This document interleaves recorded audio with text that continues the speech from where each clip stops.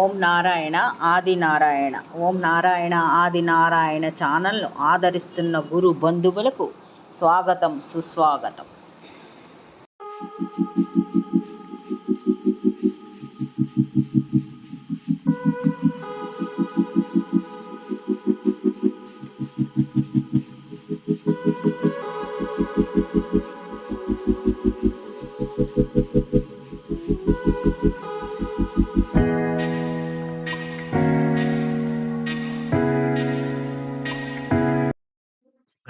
ఓం నారాయణ ఆది నారాయణ. ఓం శ్రీ భగవాన్ వెంకయ్య స్వామి నమ.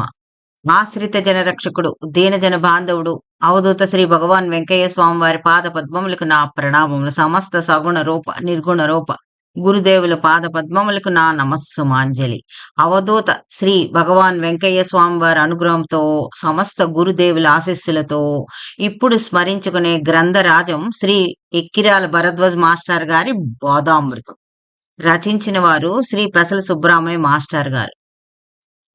ఈ గ్రంథం స్మరించుకుని మననం చేసే ముందు శ్రీ పెసల సుబ్బరామయ్య మాస్టర్ గారి ఎడిటోరియల్ ముందుగా స్మరించుకుందాం. ఎడిటోరియల్ పరిచయం, మనవి, ప్రార్థన అనే భాగములుగా ఉంది. ముందుగా పరిచయం.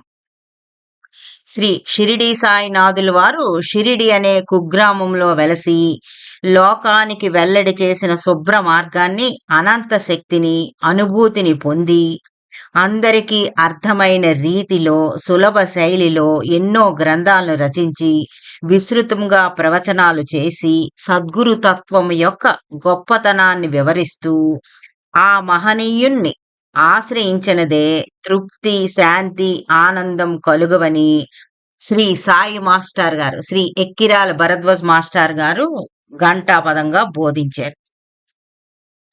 శ్రీ ఎక్కిరాల భరద్వాజ్ మాస్టర్ గారిని మనకు పరిచయం చేసే పుస్తకాలు నాకు తెలిసిన మాస్టర్ 1-2 భాగములైతే, వారు ఆచరించి చూపిన మార్గాన్ని తెలిపేది శ్రీ మాస్టర్ గారి మంచి మాట.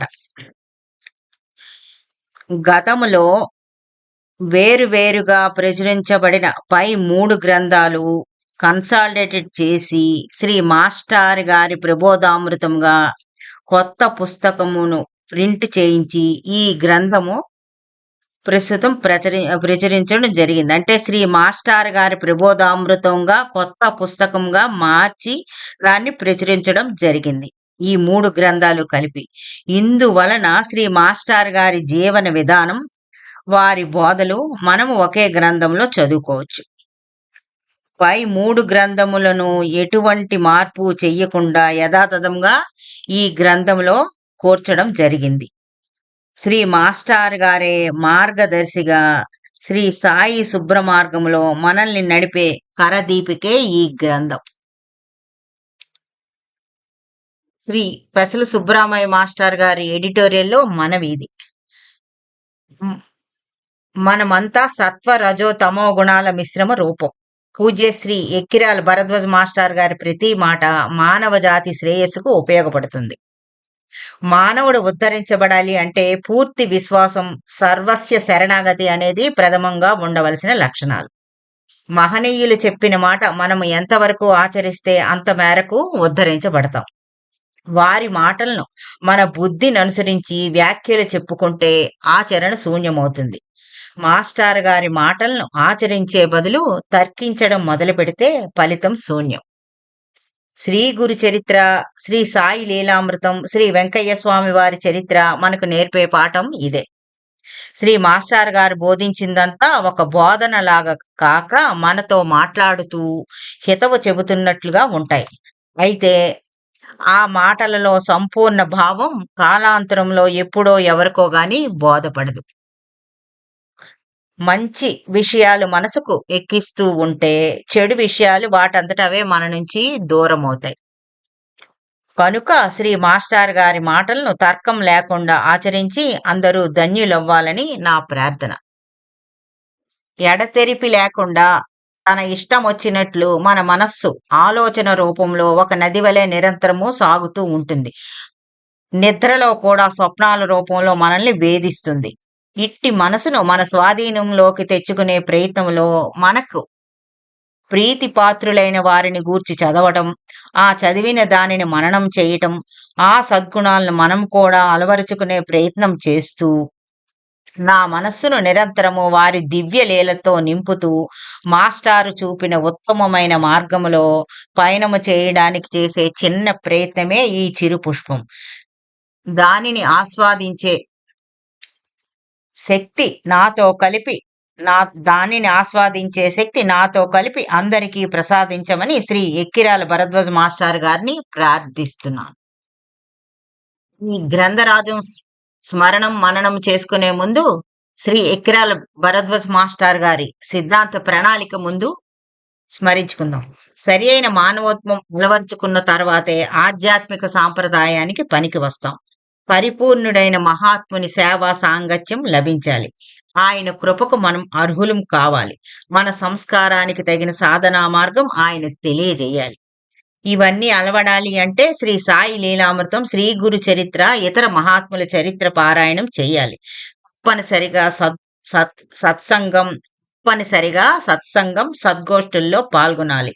ఇవి ఆచరించుకుంటూ పోతే సద్గురు కృప అనుభవం అవ్వటమే కాకుండా శ్రీ దత్తాత్రేయుని అవతరణ తిరిగి ఆంధ్రదేశంలో తప్పనిసరిగా జరుగుతుంది.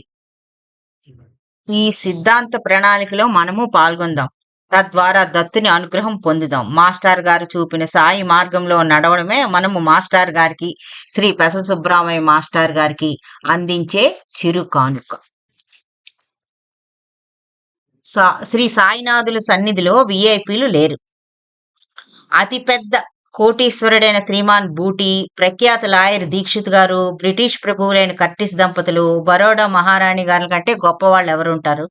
ఇలాంటి గొప్ప వారికి కూడా విఐపీల కింద ప్రత్యేక గౌరవాలు శ్రీ సాయినాథుల వారు ఇవ్వనప్పుడు మనము ఆ మహనీయుని పాదాలను ఆశ్రయించాక మనము కొందరిని విఐపీలుగా గౌరవించడం తగదని శ్రీ ఎక్కిరాల భరద్వాజ మాస్టర్ గారు చెప్పడమే కాకుండా విద్యానగర్ మందిర ప్రారంభోత్సవ సమయం అప్పుడు ఆచరించి మనకి చూపారు. నెల్లూరు శ్రీ సాయి మందిరం నుంచి కొందరు విద్యానగర్ సాయి మందిర ప్రారంభోత్సవానికి అప్పుడు వచ్చారు. వారు ప్రత్యేక దర్శనం అడిగారు. అప్పుడు శ్రీ ఎక్కిరాల భరద్వాజ మాస్టర్ గారు ప్రత్యేక దర్శనం వీలు కాదని మృదువుగా తిరస్కరించారు. అది వారు మనసులో పెట్టుకొని నెల్లూరులో ఆ తర్వాత నిర్వహించిన ఆల్ ఇండియా సాయి సమ్మేళనానికి పూజ్య శ్రీ మాస్టర్ గారికి ఆహ్వాన పత్రం కూడా పంపలేదు. శ్రీ పెసల సుబ్రహ్మణ్య మాస్టర్ గారు ఎక్కిరాల భరద్వాజ మాస్టర్ గారిని అడిగారు, సార్ మీరు నెల్లూరులో జరిగే ఆల్ ఇండియా సమ్మేళనానికి ఎప్పుడు వస్తున్నారు అని అడిగితే అప్పుడు శ్రీ ఎక్కిరాల భరద్వాజ మాస్టర్ గారు సుబ్రహ్మణ్య మాస్టర్ గారితో ఈ విషయం చెప్పారు.